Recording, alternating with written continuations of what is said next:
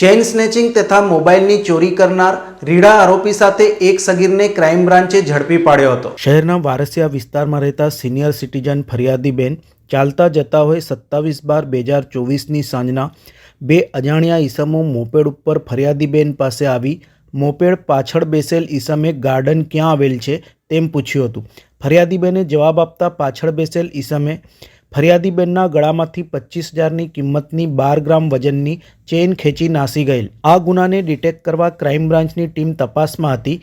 આરોપીઓની સીસીટીવી અને હ્યુમન સોર્સની તપાસ દરમિયાન આ ગુનામાં અગાઉ મિલકત સંબંધિત ગુનાઓમાં પકડાયેલ ઈસમ પ્રકાશ મારવાડી તેમજ અગાઉ ચેઇન સ્નેચિંગના ગુનામાં સંડોવાયેલ એક સગીરની શંકાસ્પદ જણાતા બંનેને શોધખોળ દરમિયાન બંને ઈસમો તૂટેલ સોનાની ચેન વેચી નાખવાની ફિરાકમાં ફરતા હોવાની માહિતી આધારે આ બંનેને એક્ટિવા સાથે ઠેકરનાથ રોડ ઉપર શંકાસ્પદ હાલતમાં ઝડપી પાડવામાં આવ્યા હતા। પૂછપરછ હાથ ધરાઈ હતી। બંને ભેગા મળી એક અઠવાડિયા પહેલાં કારેલીબાગ આમ્રપાલી 4 રસ્તા પાસેના ખુલ્લા મકાનમાંથી એક મોબાઈલની ચોરી અને વારસિયા ખાતે ચેઇન સ્નેચિંગનો ગુનો કરેલાની અને તેમની પાસેથી મળી આવેલ મોબાઈલ ફોન અને ચેઇન ચોરી તેમજ સ્નેચિંગના ગુનાઓ કરી મેળવેલ હોવાનું જણાઈ આવતા સોનાની ચેન મોબાઈલ એક્ટિવાને કબજે કરી કાયદેસરની કાર્યવાહી હાથ ધરવામાં આવી હતી।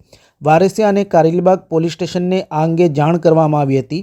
પોલીસે 1,69,200નો મુદ્દામાલ જપ્ત કર્યો હતો।